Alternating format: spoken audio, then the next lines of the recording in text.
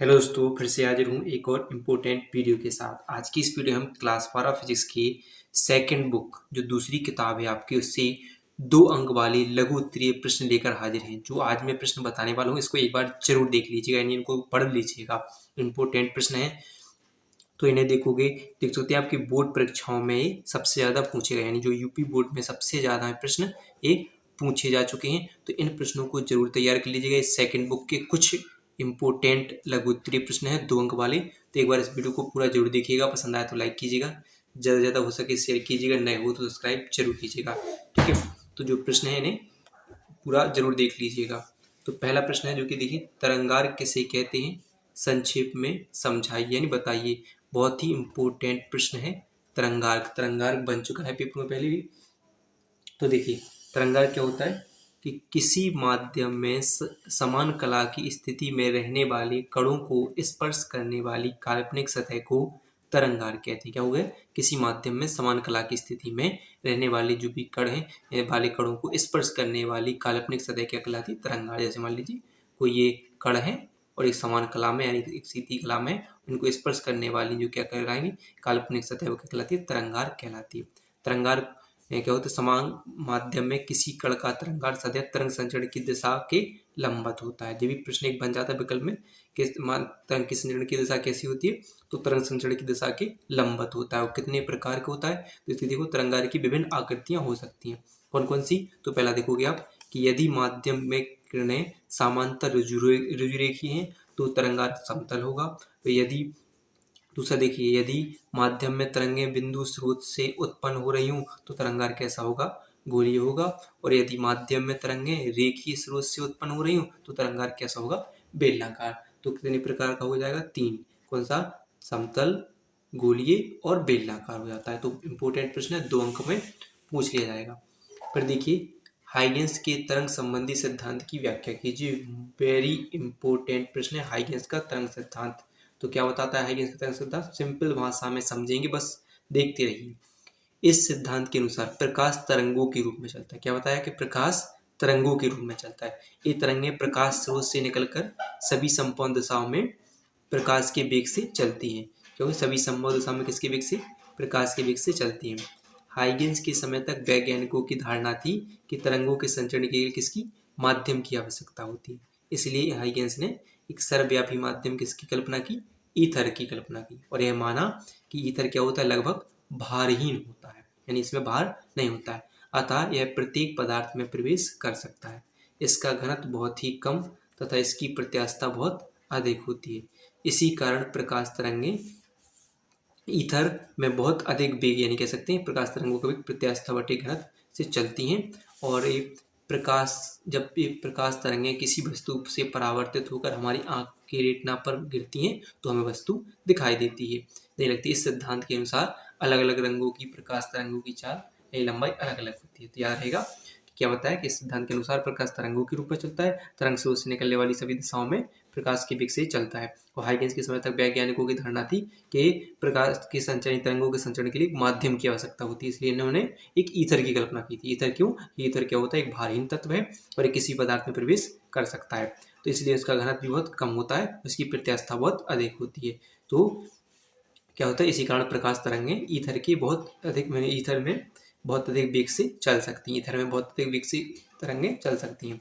जब ये तरंगें किसी बिंदु से परावर्तित होकर हमारी आंख पर पड़ती है तो हमें वस्तु दिखाई देने लगती है। ठीक है, इस प्रकार आप पढ़ सकते हो। फिर देखिए, जो मोस्ट इंपॉर्टेंट प्रश्न जो है, प्रकाश वैद्युत उत्सर्जन अथवा प्रकाश वैद्युत प्रभाव क्या होता है।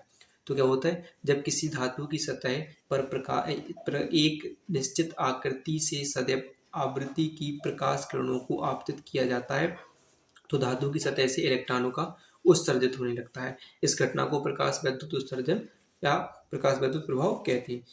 अगर सिंपल भाषा में मान लीजिए कोई एक धातु है और धातु पर अगर कोई प्रकाश को डाला जाए, यानी कोई भी प्रकाश किरण, किसी भी निश्चित आवृत्ति की प्रकाश किरणों को डाला जाए तो इस धातु की सतह से इलेक्ट्रॉनों का उत्सर्जन यानी इलेक्ट्रॉनों का निकलना क्या कहलाता है, प्रकाश वैद्युत प्रभाव कहलाता है। ठीक है, फिर अगला प्रश्न है, क्रांतिक द्रव्यमान से आप क्या, यानी क्रांतिक द्रव्यमान से क्या तात्पर्य है। तो क्रांतिक द्रव्यमान क्या होता है कि विखंडनीय पदार्थ का क्रांतिक द्रव्यमान वह न्यूनतम द्रव्यमान है जो पदार्थ की श्रृंखला अभिक्रिया बनाए रखने के लिए आवश्यक होता है। ये एक अंक में ही पूछा जा सकता है, केवल परिभाषा है इसकी। ठीक है, तो इसको याद रख लेना थोड़ा। फिर देखिए अगला प्रश्न है, एवलांस भंजन से आप क्या समझते हैं? इम्पोर्टेंट प्रश्न है एवलांस भंजन। तो जब संधि डायोड के पी क्षेत्र को बाह्य बैटरी के ऋण सिरे से तथा एन क्षेत्र को धन सिरे से जोड़ा जाता है तो संधि उत्क्रम अभिनत हो जाता है, यानी उत्क्रम अभिनत कहलाती है। और पीएन संधि डायोड की उत्क्रम अभिनत में यदि लगाए गए उत्क्रम विभव को बहुत अधिक बढ़ा दे तो विभव के एक निश्चित मान पर संधि के निकट सहसंयोजक बंध टूट जाते हैं, अतः उत्क्रम धारा बहुत तेजी से बढ़ती है। यह घटना क्या कहलाती है? एवलांस भंजन कहलाती है, यानी धारा का बढ़ जाना, बंधन का टूट जाना, और तो क्रिया क्या कहलाती है? एवलांस भंजन कहलाती है, याद रखना है। फिर देखिए अगला प्रश्न है, नाविक की द्रव्यमान क्षति से क्या तात्पर्य? तो नाविक की द्रव्यमान क्षति क्या होती है कि किसी नाविक की यानी किसी नाविक का वास्तविक द्रव्यमान उसमें उपस्थित न्यूक्लियानों के द्रव्यमानों के योग से सदैव कुछ कम होता है। द्रव्यमानों का यही अंतर द्रव्यमान क्षति कहलाता है।